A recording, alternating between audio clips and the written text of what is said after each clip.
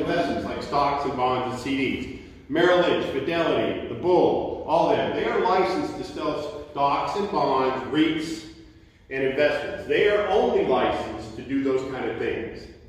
They can't do hard real estate. They can't do rail cars. They can't do livestock. They can't do any of that. They're not licensed to do that.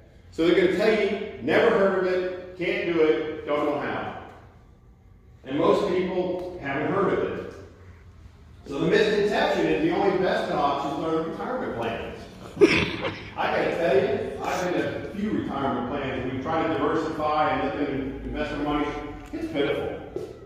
3-4% annually, it's pitiful. Last year, across all my accounts, my rate of return, and I just finished it up, last year, my rate of return was 16.5% across all my accounts. That accounts for the money that sits dead while it's not loaned out, while it's not invested in houses, whatever else. It's total return on all my accounts.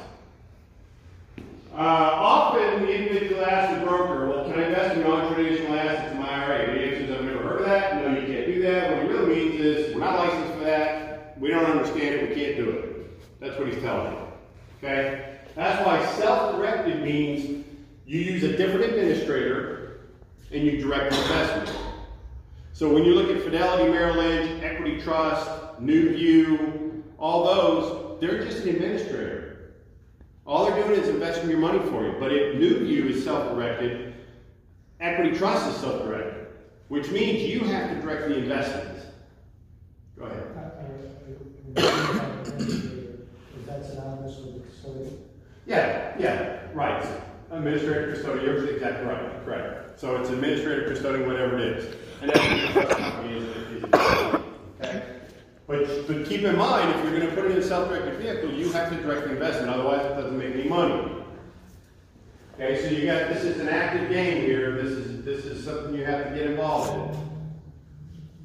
So, why a self-directed IRA? It allows you control of the asset.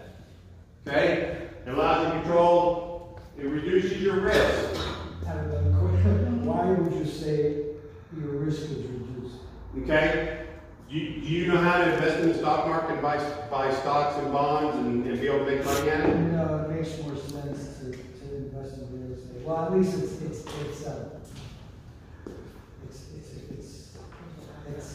concrete. You know, it's bricks and mortar, right? You understand it. It's self-directed, and you know what your rate of return is going to be because you buy it right, you rehab it, you sell it, or it's a rental, or whatever it is. You know what your rate of return is.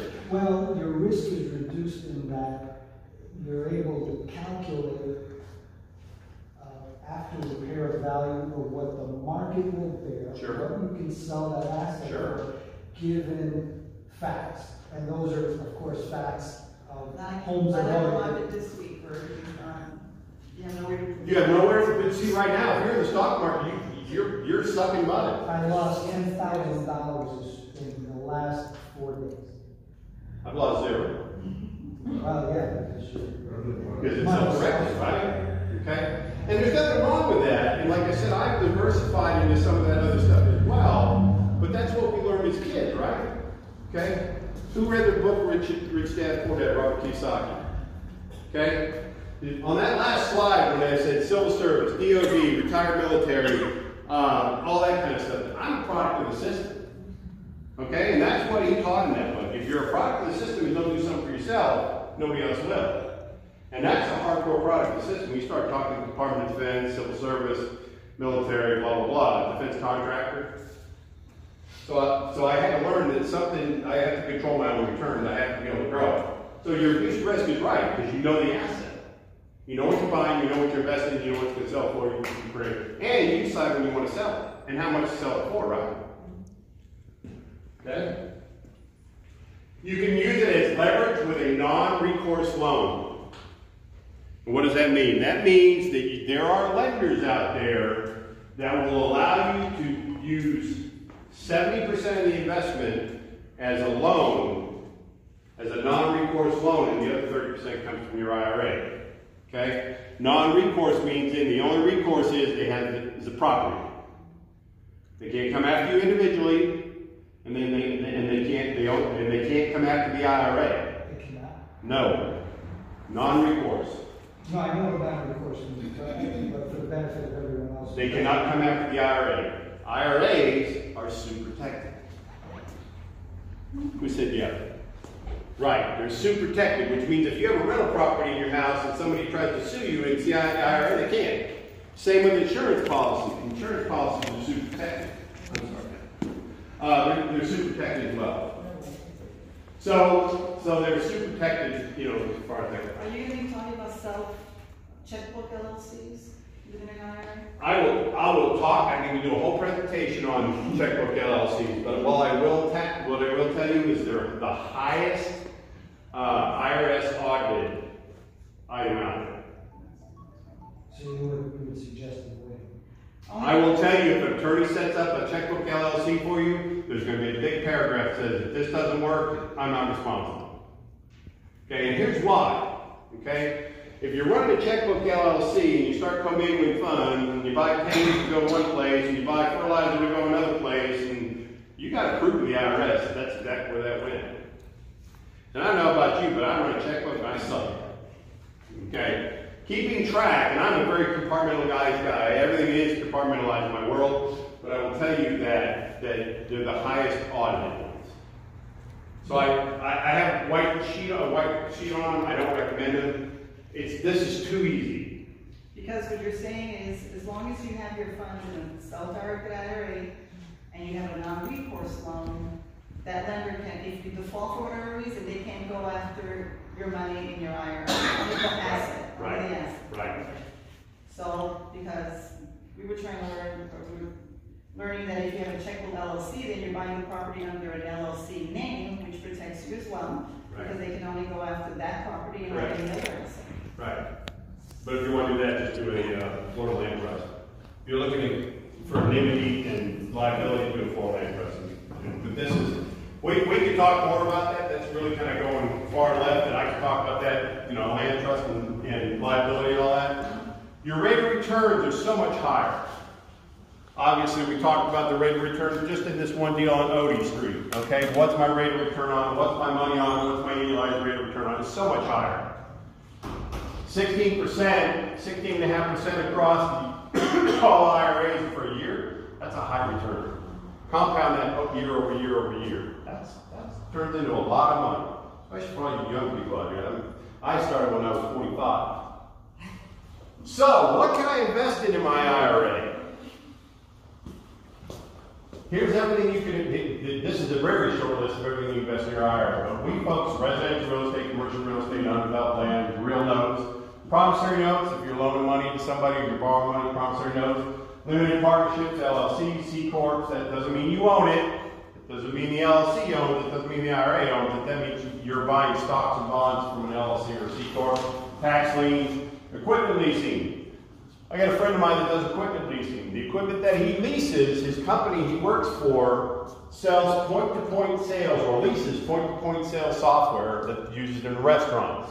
Okay, when you go to a restaurant and you order here and it goes to the kitchen, it comes back here and then you get your bill off. That's point-to-point. He actually leases that out of his IRA to people. Okay, equipment leasing is what he does. Livestock, precious metals. Precious metals is limited to the specific fineness, foreign currency, stocks, bonds, mutual funds. You can do stocks, bonds, and mutual funds in your self-directed IRAs. Factories, accounts receivable, private placements, debts and equities, structural settlements, oil and gas, on and on and on. You want to do rail cars, FedEx routes, whatever it is, you can do in your self-directed IRA. There are very few things you can't do. Any questions on that? There's a lot of opportunities, there's a lot of options out there. The point of this is do what you're comfortable with. Do what you understand. If you want to buy trashed out motorcycles, Harley Davidson motorcycles, and get somebody else to fix them up and turn around and sell them on the market, buy with your IRA, pay the guy to rebuild it, put it back on the market. If you know Harley Davidson motorcycles. There are limitations that you can't. Okay, and we'll talk about those in a little bit. I'll cover those. Here's your 2020 limitations contributions. So now, when I say limitation contributions, this is across the board. If you have an employer you're putting $6,000 in traditional and employee match and all that, this is all combined. So I don't think you can do 6,000 here, 6,000 there, or 5 or whatever. So the second line on all these is if you're over age 50, it's called up the catch-up provision. Okay? So traditionals, 6,000 annually, 7,000 if you're over 50. Roth IRA, 6,000, 7,000 if you're over 50. That's how much you can contribute to an IRA annually and either offset your income by traditional or just put it in a Roth. Solo 401k, we all own companies, right? You have an LLC that you do your business through, right? Your company can set up a solo 401k. Your company can set up a self-employed SEP. You can put $57,000 a year in a simple. That means that your employee's compensation and your money can go in there. So if you're looking to vary income in your income in your real estate, you open up an IRA, you make contributions, you're going to offset the tax bill. Okay? This business is not about what we make, it's about what we keep. Right? Because you're going to get it all up in sand. You can do saving investment plans, those are simple. That's $13,500, $1,650, or $16,500 over 55. Here's your HSA. The health savings account, you can contribute $3,550 or $4,550 for yourself, or $7,100 or $7,200 for family. Subject to the deductibles on the health care plans. If you're going to do an HSA, you need to look at your adjusted gross income, and there's some limitations there. If your adjusted gross income, I think, is $123,000 per couple, then it starts dropping down. The more you make, the less you can put in HSA. Coverdale educational accounts, those are CSAs.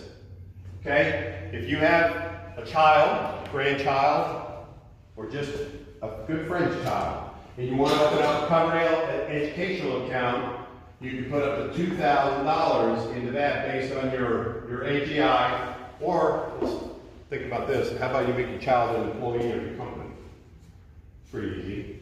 And then they can put their own traditional contributions and you can grow them as well. Or you can do a Coverdale education account. The nice thing about a Coverdale is you start with $2,000, you put $2,000 in every year, but let's get back to that wholesale deal. When you take that wholesale deal and you you contract it in your Coverdale account, your child's Coverdale account, and you send a direct investment to equity trust, and the $100 comes from your self-directed Coverdale account for your child, and goes to the title company, and then you sell the contract and you net $10,000 or $20,000, that money goes right back to the educational account, tax-free. And as long as it's pulled out for educational purposes, it comes out tax-free. Okay? For the child use, keep in mind. That's huge. I mean, that's huge, especially if you've got young kids. That's some incentive to really put some educational money away. Here's another one for you. On health savings accounts, if you have an employer that's got a health savings account, what generally happens at the end of the year if you don't use the money? It goes back to them. Goes back to them, right? You don't use it. Here it stays there. And you can grow it. And you can keep growing it. What can you use a health savings account to purchase? Health-related items. Right? Mm-hmm. Can I use it to buy, if I wanted, could I use it to buy aspirin and over-the-counter drugs? Yes, Tylenol. What's that? Tylenol. Yeah, you're right. Glasses. Glasses, right. So now, if you save all your receipts through life, and you're over 59 and a half, you can take all those receipts and draw that tax-free out of your health savings account when you're over 59 and a half. Another way to take HSA money and draw it tax-free. You got to save up all those receipts. But at the end of the year, if you add them all up and just kept a folder on, a file on them, it might be worthwhile. It's a lot of work. Okay, my wife would be busy with that. All right, so let's talk about, and this gets to your tax deferred versus tax free. Okay, based on contributions, rollovers, and conversions. Okay, So we understand what contributions are, right? Those are your annual contributions to your IRA.